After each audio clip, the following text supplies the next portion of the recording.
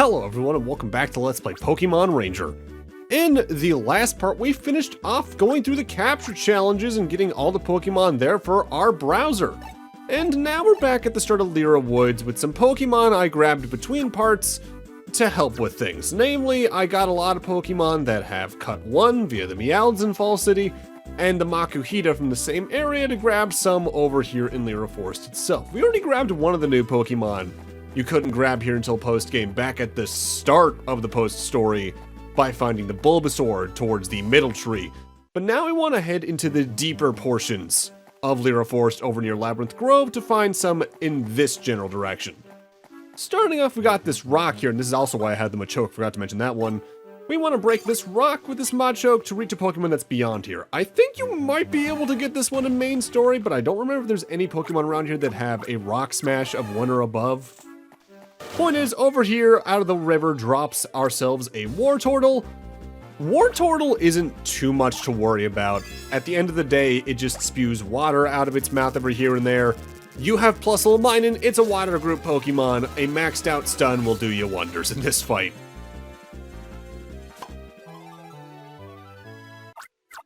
Wartortle shoots globs of water. It's small, but also quite powerful. Yeah, water power 2, not too bad. It's just that at this point, you might as well go for the water power of 3 if there's any nearby. In fact, in this case, there is, because on this exact screen is also now where you can find Swampert if you didn't capture one back at the Dusk Factory or at the... not even the Dusk Factory, the Go Rock headquarters.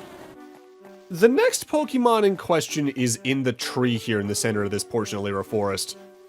And it's why we have the Makuhita, but the Pokemon within its movement's somewhat random. In my experience, it tends to either move down here or towards the next tree in the top left. So being outside the circle helps you at least close in a little bit faster. Here we got ourselves a Ninjask as soon as you catch up to it. Ninjask, both in the field and in battle, is pretty fast, which tracks, given if memory serves, that has a relatively high speed stat in the main games. And I want to say that's it. I don't think Ninjask actually has an attack, which, given that it's relatively well hidden, not a big problem there. There are a couple of Pokemon that the challenge is actively getting to them or finding them rather than capturing them, I will say. Ninjask darts around at a dazzling speed while furiously flapping its wings. I touched on it briefly earlier on in the LP, I think. But I might as well do it again. The main reason I'm going after all of the browser Pokemon versus not going after all the Pokemon in a given Pokedex mostly comes down to the fact of A, I don't have to play 2 games to get it all done, or do 2 full RPG playthroughs at the least. But also, every Pokemon is at a set location, by and large, here in Pokemon Ranger. Whereas, in mainline, you're roaming around in some cases and just hoping you hit that right amount of encounter rate, and that is the annoyance level that I just don't feel like doing for 100% on the channel. I'll talk about every Pokemon I encounter along the way in those, just don't expect it to be all of them. Unless there's a way to find all of them in a single game, which I think, to an extent, you might be able to do in, like, Platinum, I want to say I got most of that Pokedex done with just that one version. Maybe I am counting in some memories of using my GBA carts to get some Pokemon through Pal Park, but either way.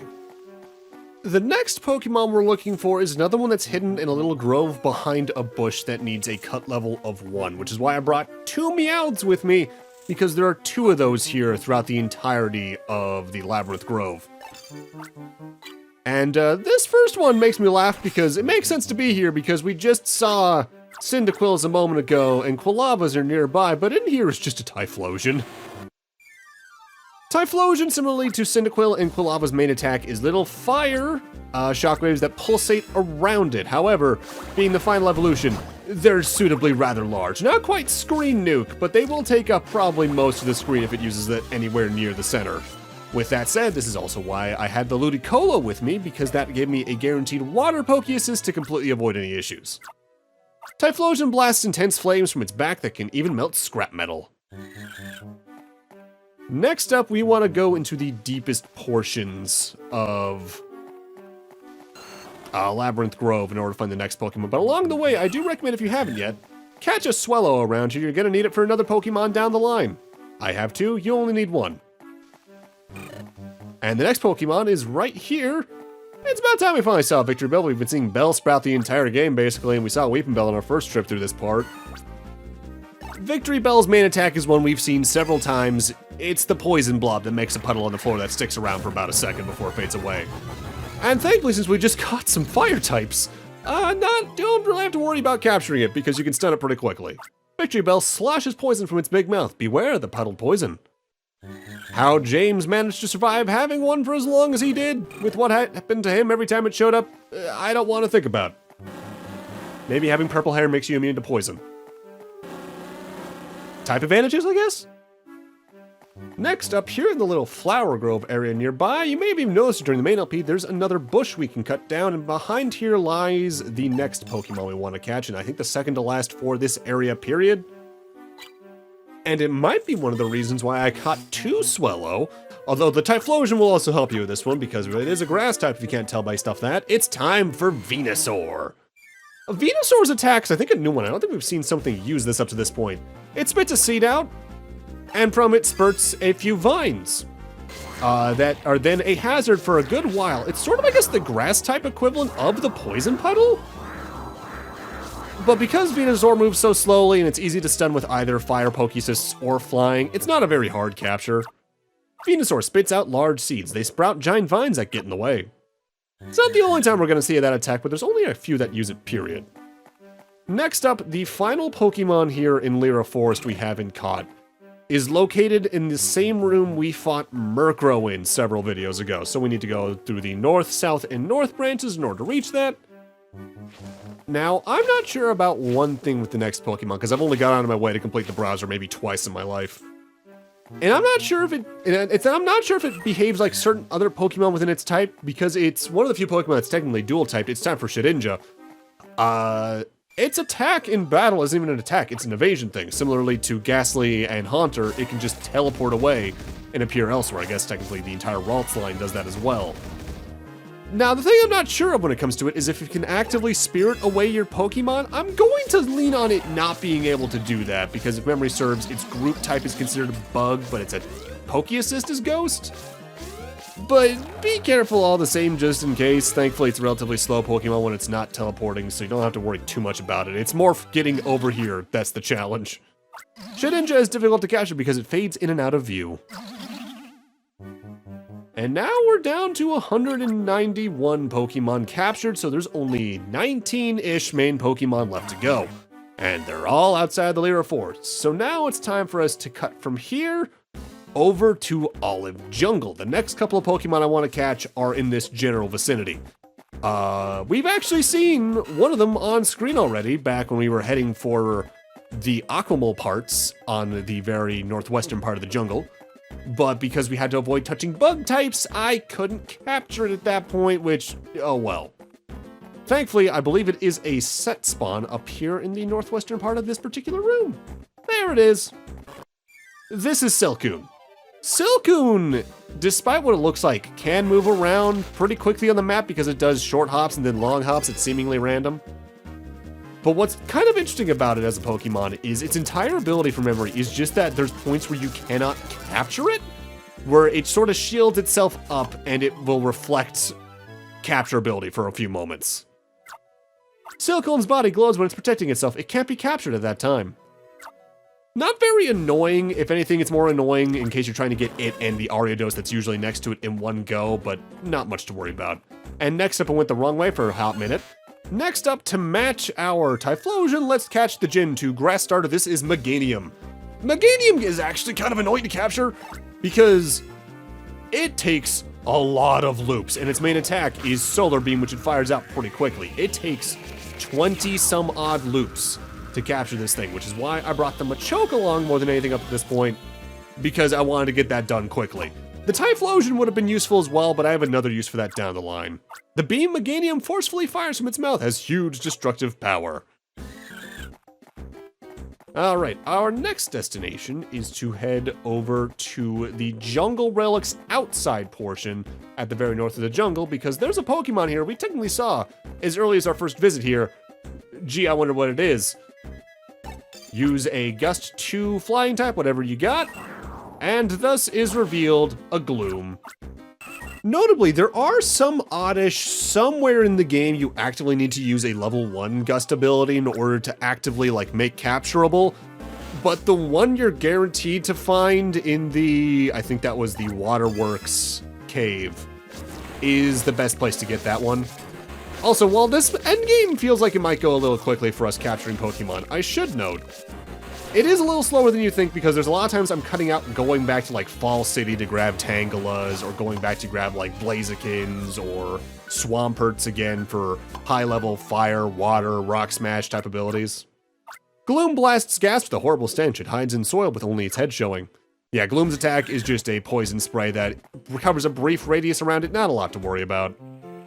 Speaking of the waterworks, we actually want to head back here for our next Pokemon, but we need to go very deep in the area in order to find the Pokemon in question. If you remember, when we were first here several videos ago, there was an ability, we used Tangle's ability to get across a platform to go find ourselves a Metatype that I could have technically just gone the other direction to do, but I went backwards for a reason. It was to showcase this. This is right before, I think, the second save point in here.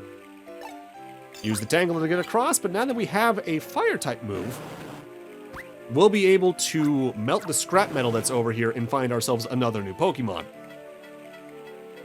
Again, I probably could have waited until now to even come across you the first time to go get that Squirtle, but I wasn't thinking ahead when I did that, frankly. Behind this scrap metal, you can see that ladder up there. We need to climb that and then climb over to that little platform to find our next Pokemon. It's time for the final of the Generation 2 starter final Evos. It's time for Feraligatr. Feraligator's main attack is several water bursts in a row that do decent damage from memory, but it's such a slow Pokemon, especially considering you have a Minun or a Plusle, that you really won't have to worry about this one. I want to say might have a bite attack, but again, I'm uncertain sometimes if Pokemon have 2 attacks or 1 in this game because sometimes I capture them too quickly. Feraligatr spits blobs of water so hard that they shatter even boulders. Little weird. I want to say this might be the only water starter in the game that doesn't have a water move for its field move. Next up, we want to head to Panula Cave. And there's a couple of ways you can do this. You can either backtrack from Windtown to reach the back exit, or you can head back to Summerland and use the Aquamole to enter the front exit. Entrance, I guess. Notably, you can actually see Panula Cave very early in the game by heading south at a certain door in Croca Tunnel, but that's not going to really matter for this LP, because you can't actually do anything up there. It's just a kind of a preview of the staircase. So there is a new Pokemon on this screen, if memory serves, but you kind of have to go out of the way to find it by going down a very specific one of the platforms a certain way, sort of like Fiore Temple itself would lurk later in the game. You want to hug the left wall from the top of the room. As soon as I go through this tunnel and realize, oh wait, no, don't want to go there yet. Down here on one of these platforms lies a Whismur. Whismur being a baby form, not too hard to capture loop-wise. If it has an attack, I actually struggle to remember what it is. Let's see, does the browser tell us anything about that? Whismur is nimble and hard to capture. Touching it makes it cry out loud shock. Okay, so it probably has a version of like the Ludicolo attack then from memory where it just like sounds shockwaves out from itself in a circle. Not too much to worry about. If anything, its evolutions are much harder to capture. Either because they're genuinely hard to capture, especially in groups, or because they're kind of hard to get to. Our next destination is the room we saw the Poliwraths in here in Panula Cave. Because now that we have the ability to break large rocks via either Armaganium or Feraligatr, we can grab the Wobbuffet we saw there several videos ago at this point. Some of the Pokemon in this game really are just remembering where you saw ones you couldn't capture earlier, and then just knowing what abilities you need to take there from that memory. Wobbuffet, though, can be a bit of a weird capture. They don't exactly use counter like they're known for in the main series here. They pull a bit of a coughing from this game, where with every extra capture loop, it balloons in size. It doesn't do that if it's stunned, which is why I recommend doing that, but doing this fast can be troublesome and counterproductive because you might make the loop too small accidentally on purpose. Taking it slow is the way to do it for Wobbuffet, and thankfully this is also the only Wobbuffet in the game. When a capture line is drawn, Wobbuffet tenses up and inflates itself instantly. Next up, we want to head to the room we first saw the Steelix and use the Poliwrath's field move on it, not the boss room, to find our next Pokemon. And admittedly, from memory on my first time I did a complete browser run, this is one of the last Pokemon I found. I guess it still technically is here, but like, I mean, it was like in the last 3, maybe 4 on my first time doing that. This is Exploud. I was very deliberate about how I walked there so I could avoid getting into a group encounter here, because Exploud can be annoying in groups. Its attack is a shockwave around itself that goes on for a while. This is, I believe, the exact same version of the attack that Whismur technically uses, it's just more powerful and larger. Despite how easy that attack might seem to dodge, keeping this Pokemon stunned for a while can be kind of troublesome because it's a normal type and there's not exactly a real good way to do that outside of, I guess, using something like Minun to stun it first and then immediately going into like a Machamp or a Machoke to get the doubled loops in. Not exactly hard, but it can be annoying, especially in groups. Exploud creates an ear-splitting racket that can make it impossible to do anything. That's just how I live. Next up, we want to head back to the room we first met Elita in, because we saw a Loudred there all the way back then even. And I could have caught it then, I just didn't because I was more focused on the whole Swinub scenario. We are going to need to go back down this slide though, but you need to aim towards the bottom right instead of the bottom left. And this is where the slide can get a little devious, honestly, because there's a lot of points where they want you to like slide a certain direction to get towards a certain branch, but they will very deliberately place holes in the directions the ice physics will very much slide you into if you're not trying to go back and forth and predict where they're gonna be. Reaching the Loudred, though, is harder than the Loudred itself, which not exactly uncommon. Not too many loops needed, it's kind of slow in attacking, and I think its attack is once again the exact same shockwave attack. Loudred inhales deeply, then emits a huge noise while shuddering all over. Almost to number 200. The next couple of Pokemon in Panula Cave are where things get a little tricky though, because you do need to bring in Pokemon from other areas to reach them.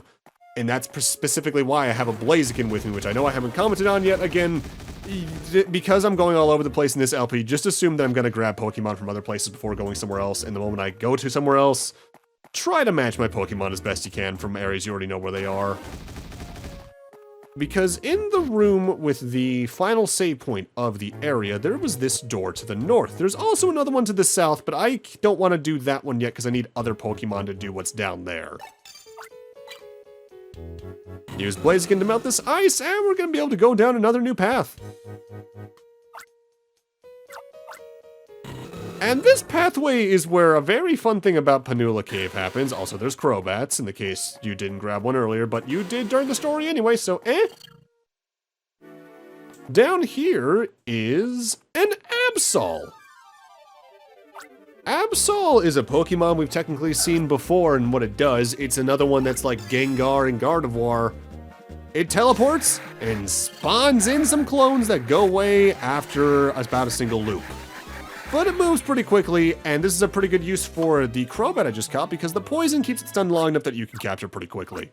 Absol attacks using confusing copies. Its scythe can cut through everything. Oh, that's right. It also has a cutting attack, but that's mostly for its field move, if memory serves. And now we're suddenly in Crocotunnel by going up that staircase, and we find our next new Pokemon, Torkoal. Torkoal's attack is the same as Camerupt's, although it's a shorter animation of it, if memory serves. It's also a much slower Pokemon. Whenever it attacks, just make sure your capture style and line are nowhere near it, and you'll be fine. When Torkoal's shoal stops puffing smoke, it's a sign that fire will erupt. Yeah, though, Panula Cave and Crocotunnel being connected isn't just that one spot where you can see the entrance to Panula Cave. You can enter one of the dungeons and leave from one of the other ones. I want to say early on that Vine isn't there, or at least isn't grown, and you can't grow it until later anyway. But it's there, and it's neat. I like that the game does this with its areas, honestly, relatively often. It makes this world feel like it's actually connected to itself. There are several new Pokemon here in Crocotunnel, although some of them need a Tangela to reach, which I do not currently have. And I forget if I actually get one of the Pokemon that needs that here this part. Otherwise, come back here next part with a Tangela. But since we still have a Golbat with us from Panula Cave, I can grab one of the other Pokemon here. Up here near where we caught the Hariyamas, we have this big mushroom that we can use Golbat's Gust ability on. And surprise, surprise, the large mushroom, it's a Parasect. Paris' attack is one we've seen again even in this video or earlier today. It spews poison in a circle around itself for a few seconds before it dissipates, and then it moves slowly around for a bit. Before you leave this area, I do recommend grabbing a Machamp, not just for its field move, but you can now use that for a pretty good Poké Assist around here for helping capturing. Parasect attacks while shaking off plumes of spores from its body. Just be careful, because I forget if I mentioned this during the main LP, but the Zubats around here, if their Supersonic Wave hits you, your movement does actually get mixed up and you get confused. It's not like your directions are reversed, it's somewhat random, I think? Sometimes it's rotated, sometimes it's flipped, it depends on the time, really. But with that, I'm gonna need to end this off here. Thank you guys for watching, and in part 23, we actively finish off the browser. See you guys then.